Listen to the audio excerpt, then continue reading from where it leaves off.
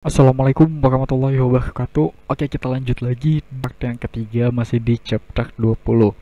Nah, di sini kita akan bahas mengenai Ramsey taxation ya.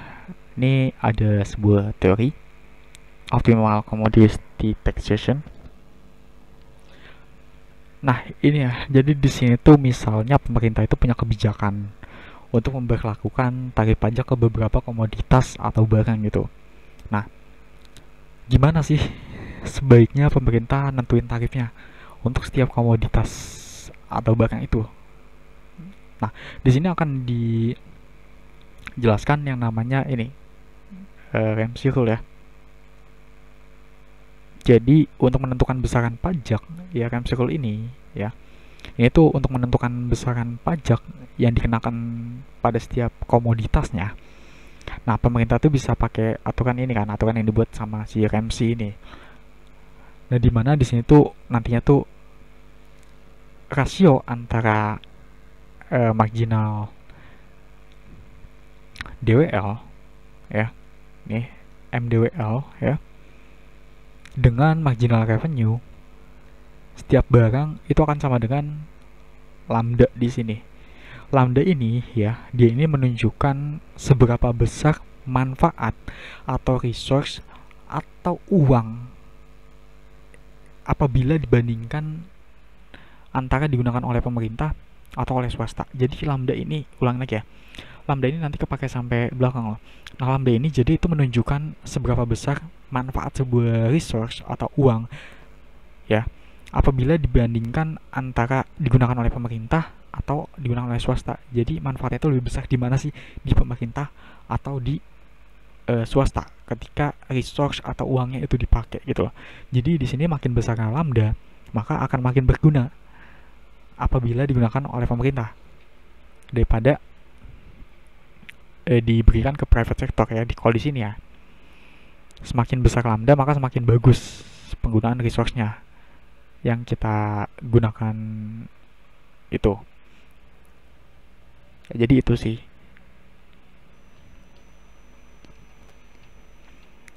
Jadi kalau nanti lambdanya makin besar, itu makin berguna. Resource-nya itu tadi itu tuh makin berguna apabila digunakan oleh pemerintah dibandingkan ke private sector. Jadi nanti makin besarnya lambda itu makin bagus penggunaan resource-nya. Nah, oke lanjut aja di sini inverse elasticity rule. Nah, prinsip yang itu tadi itu tuh bisa dipakai untuk menentukan berapa sih tax yang optimal untuk setiap barang atau komoditas. Nah, di sini dikatakan bahwa supply itu ini ya, elastis sempurna. Elastis sempurna betul. Nah, maka Ramsey rule itu jadi seperti ini kan. Ya, dimana optimal ini kan tau star atau bintang ini di atas itu optimal tax. Ini yang semacam N, ini dibacanya apa ya, lupa loh N ini. Yang N ini NI ini tuh elasticity of demand, dan lambda itu di sini is some constant. Oh, jadi tunggu dulu, ini kan optimal tax, elasticity of demand dikalikan, oh lambdanya itu konstanta ya. Ya betul lambdanya itu konstanta di sana. Nah, jadi gini, ulang lagi ya. Jadi di mana ini kan Ramsey rule-nya itu jadi seperti ini ya. Jadi di mana kok optimal tax rate untuk sebuah barang itu akan sama dengan 1 per elastisitas barang dikalikan dengan lambda, yang dimana lambdanya ini itu konstanta. Nah, dengan kondisi seperti ini, nantinya ketika akan menentukan tarif sebuah barang, maka bisa kita ubah ya. Jadi ini bisa di otak-atik persamaannya. Jadi ini kan lambda sama dengan tau itu gimana gini sih, gini ya, anggaplah gini atau ya, anggap aja bagus, tau i nya dikali sama elastisitas ya kan. Kalau diubah bisa gini kan, ini kan hanya terus ini kali sini, ini 1, ya betul, jadi gini ya, bisa ya, persamaan bisa diubah jadi kayak gini.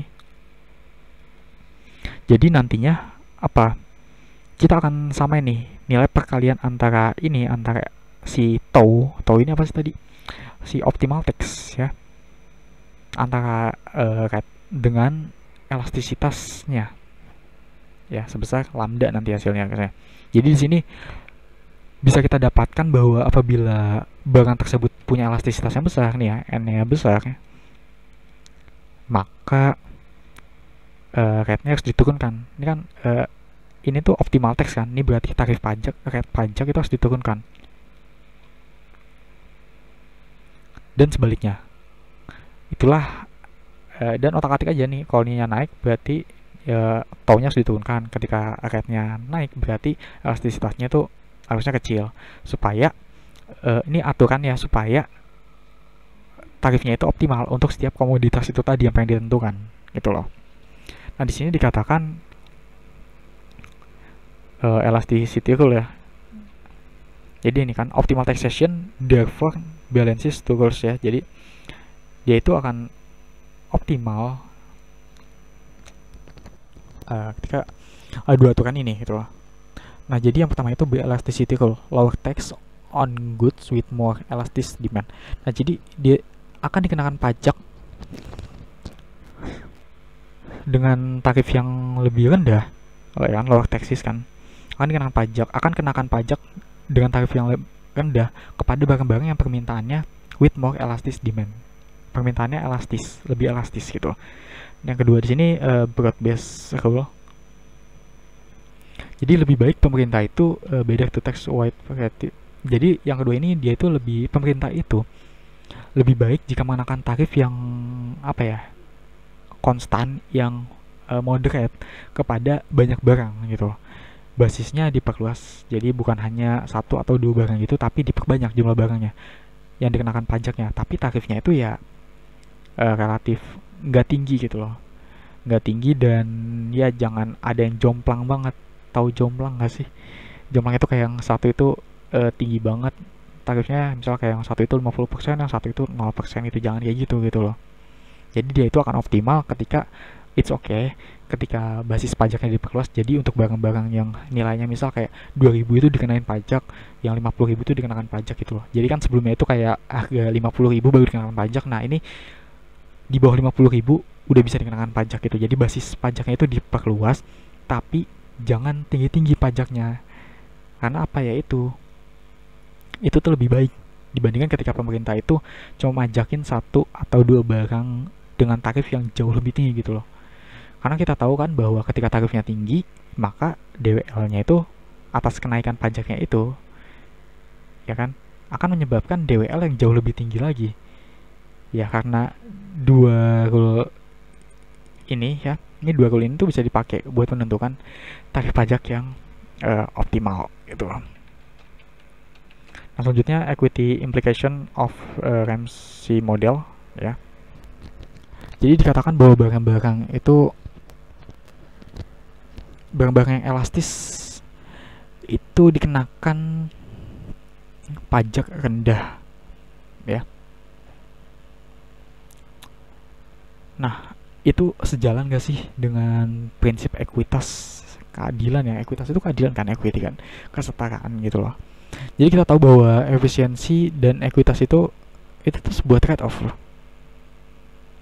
Jadi ketika kita mau lebih unggulin equity, maka ya efisiensi itu pasti akan less gitu. Jadi kayak trade off ya, pilih salah satu mana yang mau lebih diunggulin gitu. Nah hal itu tadi bisa aja secara prinsip ekuitas itu akan bertentangan kan. Nah karena misalnya kayak di sini tuh kayak ada barang-barang, ini ada head only two goods, it could, cereal and caviar ya. Caviar ini tuh kayak semacam apa ya? Caviar ini kayak makan orang kaya gitulah. Nggak tahu juga, kayak telur ikan gitu. Nggak tahu, nggak pernah makan juga sih gimana. Nah, kayak di sini misalnya ada barang-barang yang permintaannya inelastis, dan barang itu tadi itu tuh misalnya kayak kebutuhan pokok ya, kebutuhan pokok itu kan inelastis kan. Nah di sini tuh ada barang-barang lainnya, bukan di sini. Sementara itu ada barang-barang lainnya yang sifatnya itu kayak premium lah ya. Contohnya di sini kayak caviar, di sini itu premium. Kayak kaviar ini kan cuma punya kaya aja gitu, kayak harganya itu mahal banget gitu. Nah, di mana kaviar ini diasumsiin di sini tuh elastis. Jadi sereal ini kan kebutuhan pokok kan. Sereal ini kebutuhan pokok. Dia itu sifatnya inelastis ya. Seperti biasa kebutuhan pokok itu biasanya inelastis. Nah, terus kalau kaviar ini dia tuh sifatnya elastis ya di sini. Jadi asumsinya gitu di sini keduanya. Nggak tahu juga sih kaviar ini elastis atau enggak sih, nggak tahu. Tapi di sini asumsinya gitu ya. Kaviar ini elastis, sereal ini inelastis. Oke.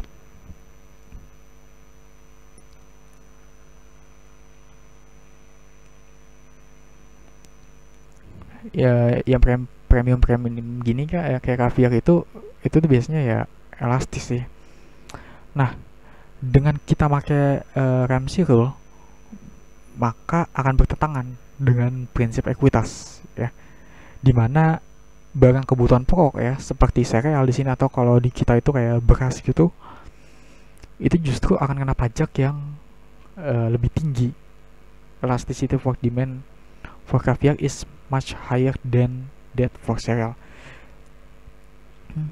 Akan kena pajak yang lebih tinggi. Sementara caviar ya yang elastis justru akan kena pajak yang lebih rendah untuk meminimalkan DWL yang ada di pasar itu tadi. Itulah kenapa Ramsey rule itu dia itu bisa bertentangan dengan Ramsey model ini, bisa bertentangan dengan prinsip ekuitas. Ya, this my heart vertical equality. Nah, di sini ada application ya, price reward in Pakistan. Nah, Ramsey rule itu tadi tuh kan bisa dipakai juga sih, selain pada pajak bisa juga dipakai ke subsidi. Jadi subsidi itu kan bisa menyebabkan inefisiensi juga, karena ada beberapa resource yang hilang gitu loh dalam sebuah perekonomian. Contoh kasusnya di sini terkait subsidi pada atas beberapa kebutuhan pokok. Jadi di sini ada 3 jenis barang, ada gandum, rice itu nasi, beras, oil ini minyak. Nah, masing-masing barang ini mendapatkan beberapa kebijakan ya di sini ya, kebijakannya. Subsidi itu diberikan kepada gandum dan nasi sebesar 40% ya. Di sini subsidinya diberikan kepada gandum dan nasi sebesar 40% besarannya. Tapi elastisitasnya itu berbeda di sini. Yang pertama di sini minus 0,64. Artinya di sini inelastis kan? Inelastis. Nah, kalau 2,8 ini elastis. Minus 2,8 ini elastis. Nah, untuk gandum itu sendiri dikonsumsi oleh poor, dan rice itu sendiri, beras itu dikonsumsi oleh semuanya, semua kalangan. Nah, selanjutnya untuk minyak di sini itu ini tuh minus 5, ini artinya dikenakan pajak sebesar 5%. Dan dia itu sangat elastis. Dan dia hanya dikonsumsi oleh orang miskin. Nah, nanti kita lihat konsekuensi dari kebijakan-kebijakan ini gimana ya di sini. Nah, misal di sini ya, di sini tadi subsidi gandum kan, subsidi gandum itu ya, nah tadi itu menyebabkan ini kan, dia itu kan inelastis kan, betulan tadi kan, inelastis demand. Nah, subsidi gandum ini menyebabkan DWL sebesar area ABC di sini. Oke. Dimana inilah resource yang hilang atau terbuang karena pemerintah harus memberikan subsidi, walaupun di sana diketahui bahwa WTP-nya itu lebih rendah kan dari WTS penjual. Nah, DWL-nya ini cenderung kecil sih kalau segini, karena kurva demand-nya inelastis ya. Jadi makin elastis nanti DWL-nya itu makin banyak kan, sesuai yang tadi di awal udah kita bilang. Nah, dibandingkan sama ini deh, sama yang nasi nih, ini kan nasi. Iya nasi ya betul ya. Beras, nasi mulu. Nah, dibandingin sama beras nih. Dia itu kan lebih elastis kan. Nah, di sini pemerintah tuh bisa ambil kebijakan.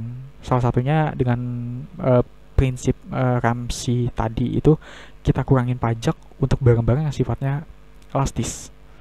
Nah, kalau di sini kita kurangin subsidi untuk barang yang permintaan elastis, jadi kalau di sini tuh kita ngurangin subsidi untuk barang yang permintaan elastis, karena dengan mengurangi subsidi pada barang tersebut, welfare gain-nya itu akan jauh lebih besar daripada mengurangi subsidi pada barang yang permintaannya inelastis.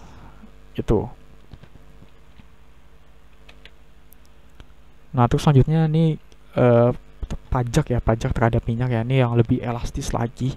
Jadi ketika barang itu elastis, nah ini kan si minyak ini kan konsumsi sama orang miskin juga kan, maka sebaiknya itu pajaknya itu dikurangin gitu loh. Karena dengan adanya pengurangan pajak itu tadi, maka welfare gain ya yang dihasilkan akan relatif lebih besar, dan ini tuh konsisten ya dengan pencapaian vertical equity, karena barang berupa oils ini kan dia itu kan juga banyak kan dikonsumsi oleh masyarakat kalangan bawah juga kan ya, jadi gitu ya. Nah, ini optimal income tax. Nah, ini tadi kan kita udah bahas tentang optimal tax untuk sebuah komoditas ya. Nah, sekarang kita bahas ini optimal income tax ya, jadi pajak pada pendapatan. Jadi di sini kita nanti juga akan melihat berapa besar rate yang optimal buat tarif atau rate yang optimal buat mereka yang punya penghasilan. Ini contoh yang sederhananya, a simple example.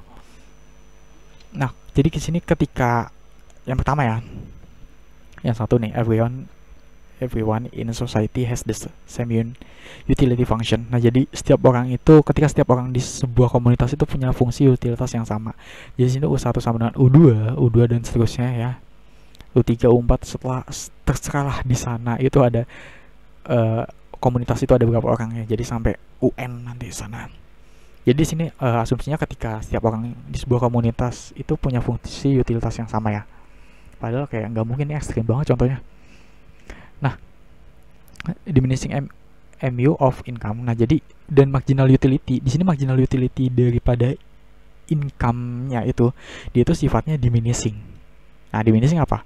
Artinya makin besar income-nya, makin kecil juga kan marginal utility-nya. Karena gini. Income makin banyak, konsumsi banyak kan, maka utilitas makin berkurang. Kenapa? Di bab-bab sebelumnya deh, kita udah belajar loh itu ya kan, tentang itu kan. Jadi makin tinggi income, maka konsumsi makin banyak, maka utilitas makin kurang, kepuasannya makin berkurang. Contoh misalnya kayak kita konsumsi pizza, kita beli pizza 5 gitu dalam satu waktu, ya kan? Anggaplah gitu. Pizza yang kelima apa? Udah enak kan? Udah mau muntah kan makan pizza 5? Nggak tahu sih. Ya, intinya udah enak lah, udah kenyangan, udah begah gitu loh. Jadi ya utilitasnya makin berkurang, makin banyaknya konsumsi gitu loh. Ya, gitu ya. Jadi di sini diminishing marginal utility. Utility itu kan kepuasan kan gitu kan. Diminishing marginal utility of income. Itu maksudnya gitu ya. Jadi makin besar income-nya, makin kecil pula marginal utility-nya. Jadi ketika income-nya makin banyak, konsumsinya makin banyak, maka utilitasnya akan semakin berkurang gitu. Nah, total income in society is fixed. Nah, jadi total income society-nya itu fix. Jadi nggak ditentukan, not determined by individual choice. Jadi nggak ditentukan oleh individual choice. Nah, yang mungkin akan merespon daripada tarif pajaknya. Nah, yang keempat sini ya, social has an equally weighted utilitarian social welfare function. Oh, jadi social utilitarian welfare function ya di sini V ya. Jadi itu merupakan jumlah keseluruhan orang yang ada dalam suatu komunitas itu tadi. Itu seperti apa? Nah, ini di slide di sini ya, ini ada assumption. Nah, jadi adanya marginal tax rate ya di sini sebesar 100% atas sebuah tingkat pendapatan tertentu ini ya. Artinya di sini itu ketika ada orang yang tingkat pendapatannya lebih besar daripada rata-rata pendapatan dalam suatu masyarakat di sana, maka dia itu akan kena pajak seluruhnya gitu loh. Jadi gini, kan marginal tax rate under this system is 100% kan. Jadi marginal tax rate-nya itu 100% atas sebuah tingkat pendapatan tertentu. Jadi misal ada orang nih, dia itu pendapatannya itu lebih besar daripada rata-rata pendapatan dalam suatu masyarakat gitu, maka dia itu akan kena pajak seluruhnya. Pajaknya itu sebesar selisih antara pendapatan dia dengan selisih rata-rata pendapatan di suatu masyarakat itu tadi. Misal pendapatan dia 100, rata-ratanya itu 70, maka pajaknya itu ya sebesar selisihnya itu berapa gitu. Nah, if income response taxes, the optimal marginal tax rate is lower. Terus buat mereka yang di bawah rata-rata itu akan mendapatkan, nah buat yang tadi penghasilannya itu kan tadi kan rata-ratanya itu 70 ya. Nah buat yang mereka yang di bawah itu, dia tuh akan mendapatkan transfer dari mereka yang di atas rata-rata dengan penghasilannya 100 itu tadi. Tapi model ini tuh enggak realistis ya. Jadi mungkin ya di sini akan lebih relevan ya ketika ada behavioral. Ketika kita memasukkan unsur perubahan behavioral effects ya, efek dari atau perilaku gitu loh, perilaku atas pengenaan pajak itu tadi. Jadi yang tadi ini ya, itu mungkin kayak kurang relevan gitu loh, kayak ini terlalu ekstrim contohnya seperti ini tuh, dan kurang realistis juga. Ya mungkin akan lebih tepat ketika kita masukkan unsur behavioral effects atau perilaku atas pengenaan pajak itu tadi ya. Nah, jadi setiap orang itu bisa menyesuaikan jam kerjanya dia ya sesuai dengan, jadi setiap orang itu bisa menyesuaikan jam kerja sesuai dengan tax, sesuai dengan pajak yang dikenakan kepada dia. Nah, menurut model ini ya, di model yang ini udah beda sama model yang tadi. Kalau yang tadi yang asumsinya itu lanjutan dari yang simple, nah ini udah beda lagi. Jadi di model ini tuh yang sebaiknya diperhatikan oleh pemerintah untuk menentukan berapa sih optimal tax-nya. Sebaiknya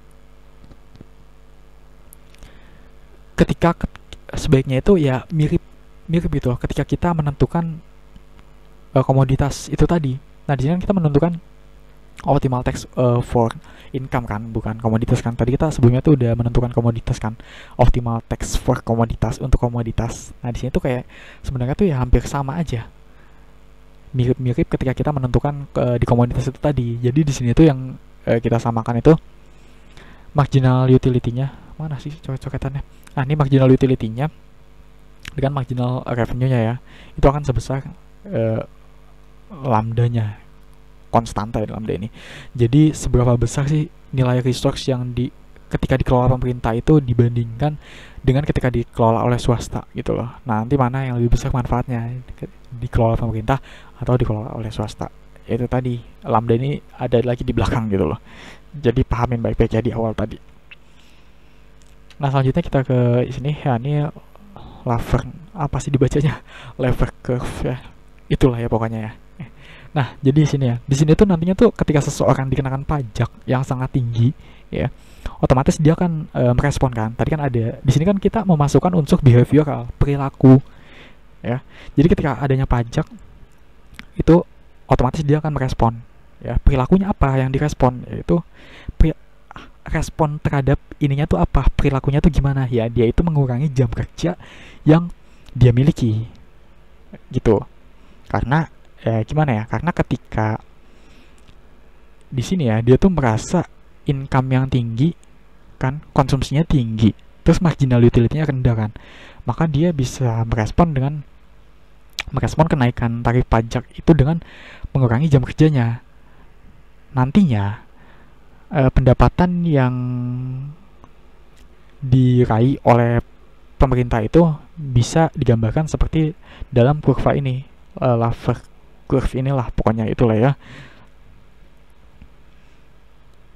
Artinya di sini apa? Ketika suatu tarif pajak itu udah sangat tinggi ya, di sini ya, udah sangat tinggi, yang terjadi adalah ini kan tax revenue kan, ini tax rate kan. Ketika tarif pajaknya makin tinggi di sini, ini kan 50 lah, anggap di sini 50%. Ketika tax rate-nya makin tinggi sini menuju 100, maka justru yang terjadi ini tax revenue itu akan semakin turun kan, di sini kan akan makin turun tax revenue-nya gitu.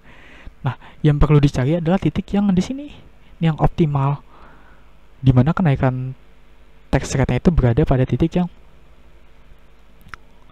optimal. Jadi di sini ada correct side kan. Jadi seiring dengan kenaikan correct side di sini ya, ini tuh jadi seiring dengan kenaikan tarif, maka pendapatannya itu juga naik. Nah, di sini wrong side, kenaikan tarif itu justru malah bikin pendapatan tax revenue-nya itu turun gitu.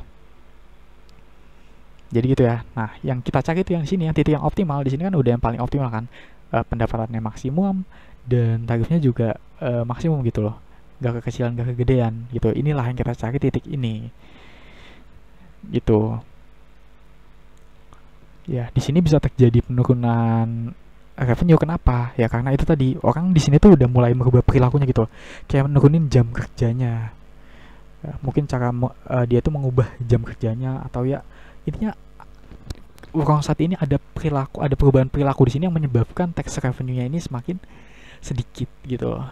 Jadi kalau di sini kan masih naik kan, masih akan naik terus, tarifnya naik, tax rate-nya naik, maka ini masih naik kan, tax revenue-nya naik sampai titik yang optimal di tengah sini. Jadi gitu. Nah, terus general model with behavioral effects. Nah, jadi di sini tuh nantinya tuh diharapin ya, sebuah optimal income taxation itu akan balance antara vertical equity dan behavioral responses. Jadi optimal income taxation itu harapannya itu akan balance antara kedua itu gitu. Artinya akan ada sebuah tarif di mana untuk setiap orang dengan tingkat pendapatan tertentu itu nantinya antara marginal utility yang dia punya dan marginal revenue dari pendapatan mereka itu sama dengan lambda, sesuai ini tadi loh. Nah, ini sesuai ini tadi ya. Ketika keduanya itu balance, ketika vertical equity dan behavioral responsesnya itu balance, maka nanti itu akan ada sebuah tarif di mana antara MU yang dia miliki dengan marginal revenue itu akan sama dengan lambda. Nah, implikasinya apa? Implikasinya itu adalah buat mereka yang punya marginal utility rendah itu akan dikenakan pajak yang jauh lebih tinggi. Karena orang punya marginal utility yang lebih rendah, artinya pendapatan mereka tinggi kan. Ya kan? Pendapatan tinggi, konsumsi tinggi, kepuasannya makin rendah, marginal utility-nya rendah kan. Itu tadi. Karena pendapatannya tinggi sehingga ketika orang banyak konsumsinya, bisa diasumsikan marginal utility-nya dia itu rendah. Nah, sebaliknya, orang dengan marginal utility yang tinggi akan dapat pajak yang jauh lebih rendah rate-nya. Marginal utility-nya tinggi berarti penghasilannya kecil kan. Karena marginal utility-nya tinggi biasanya income-nya rendah kan, terus konsumsinya sedikit. Jadi ya ujungnya income tinggi itu sama dengan rate-nya tinggi. Income rendah, income yang kecil itu sama dengan rate-nya juga kecil gitu loh. Jadi itu nanti akan ada tarif itu ketika keduanya ini balance gitu loh. Ketika vertical equity and behavioral responses ini bisa balance gitu loh. Nanti ya akan sesuai gitu loh. Yang penghasilan tinggi kena tarif pajak yang tinggi, yang penghasilan rendah akan kena tarif pajak yang lebih kecil gitu. Nah, behavioral responses ini memperhatikan gimana respon dari tiap-tiap orang terhadap kenaikan pajak itu tadi.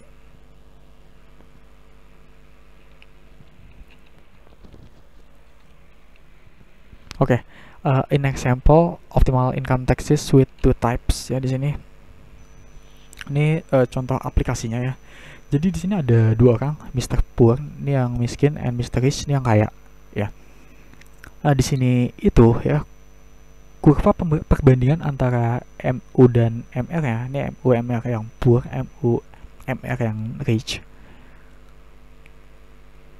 Ya. MR dari yang miskin itu ya, yang poor ini, dia itu lebih tinggi karena pendapatannya rendah kan. Pendapatan rendah, konsumsinya rendah, maka utilitasnya itu akan tinggi kan.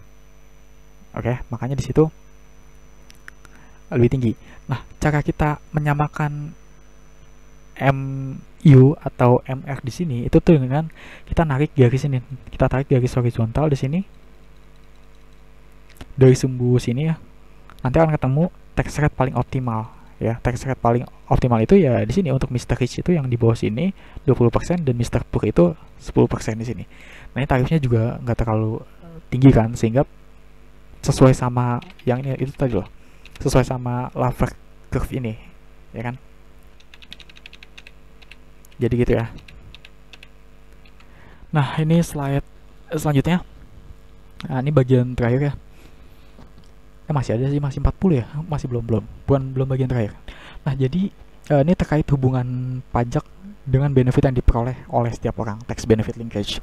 Nah, ini mungkin akan menghasilkan apa ya, sesuatu yang beda, cerita yang lain ya, karena setelah dikenakan pajak, ketika disesuaikan dengan benefitnya, kemungkinan ya outcome yang diperoleh itu akan berbeda ketika nggak ada benefit yang diberikan itu tadi.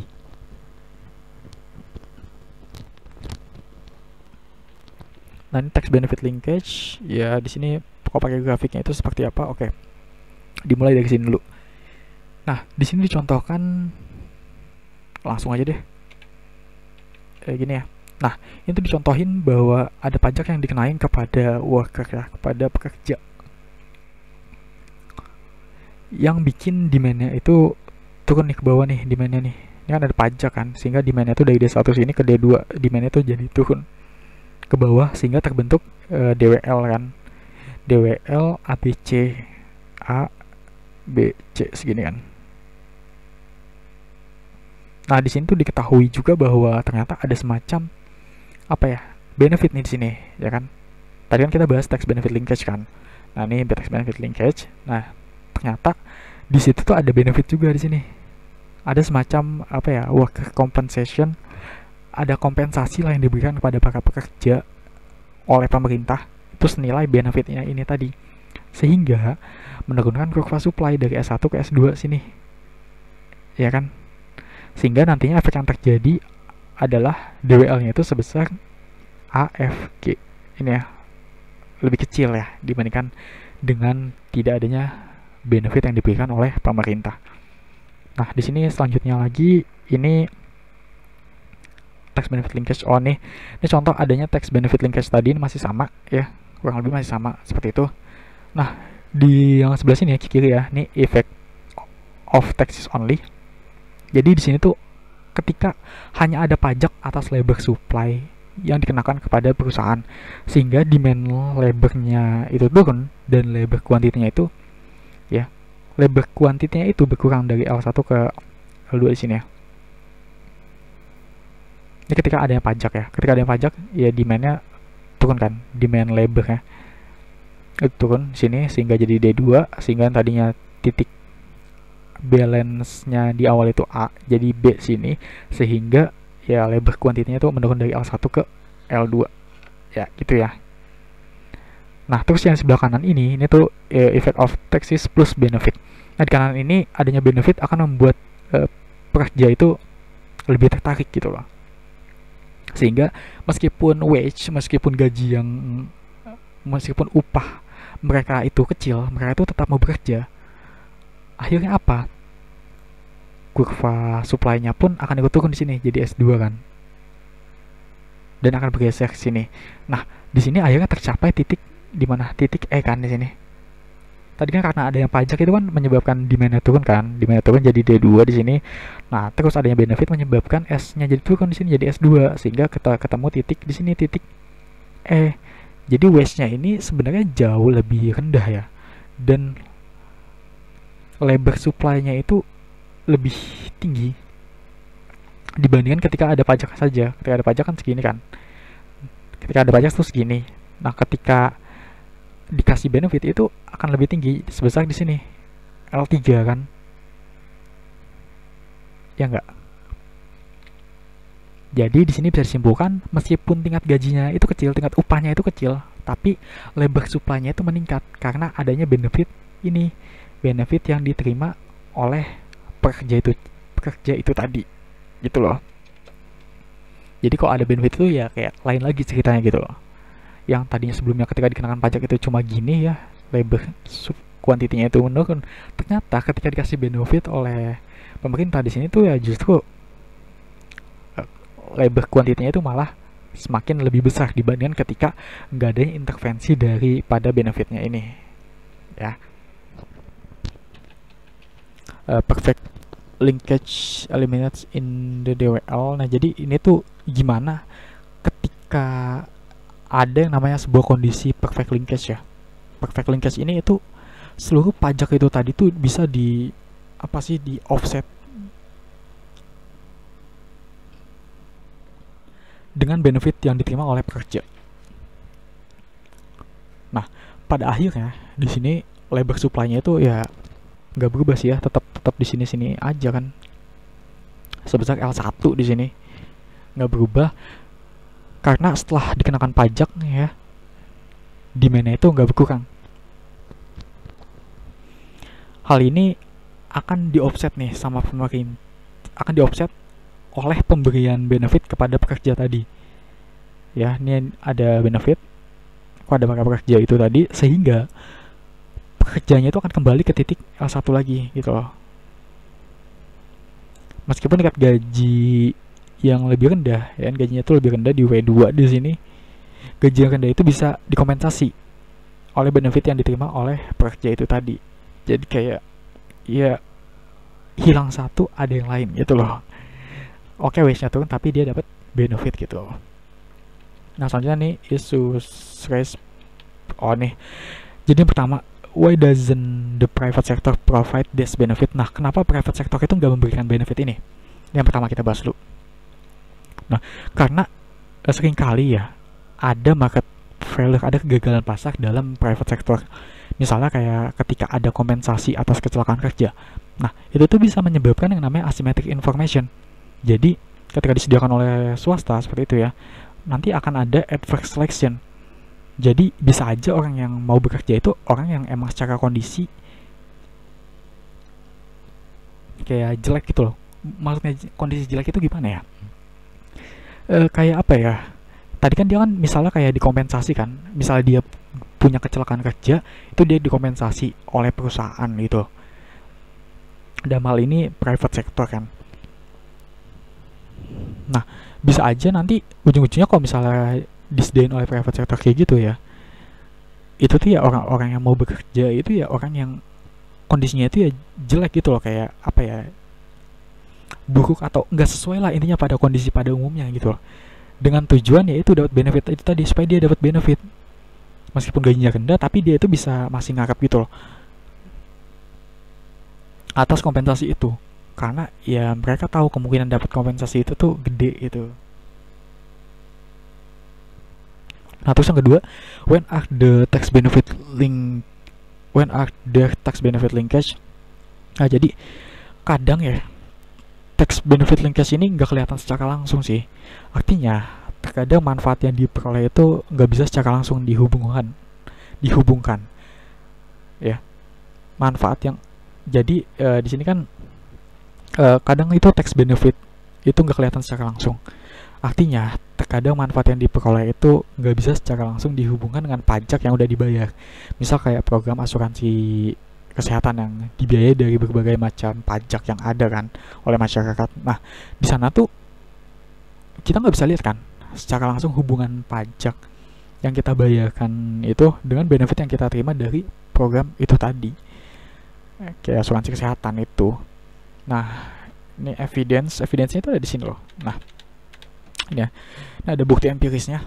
Nah, jadi di sana dikatakan bahwa ketika tahun 1970-an itu tuh ada mandat insurance benefit program. Nah, ada mandat di beberapa negara bagian untuk memberikan benefit tambahan asuransi kesehatan pada wanita hamil, pregnant woman, ya kan? Dan memberikan manfaat pula untuk proses persalinannya gitulah. Jadi di sini salah satu tambahan biayanya itu ya dibiayai melalui pajak pendapatan itu tadi, income tax. Sehingga makin besar pajak yang dipungut, pendapatannya maka akan turun bagi tiap-tiap pekerja itu tadi. Nah, tapi ya ternyata benefit dari kebijakan itu dirasa cukup tinggi gitu. Dampaknya ini kepada labor supply itu nggak begitu besar dan dan nggak berubah banget lah ya. Ini kan labor supply did not nggak begitu besar, atau bisa dikatakan juga sini nggak berubah gitu loh. Jadi di sini bisa jadi kenapa labor supply nggak berubah ya, karena adanya linkage itu tadi antara benefit dan pajak yang dibayarkan oleh pekerja. Jadi simpulannya ini ya, ketika sebuah benefit itu kelihatan atau bisa dirasakan secara langsung manfaatnya, maka labor supply-nya itu bisa jadi ya nggak berubah, akan kembali seperti semula. Udah, ini aja ya. Oke, sekian untuk materi keuangan publik di pertemuan 13. Semangat UASnya, jangan lupa ngambis. Sekian, wassalamualaikum warahmatullahi wabarakatuh.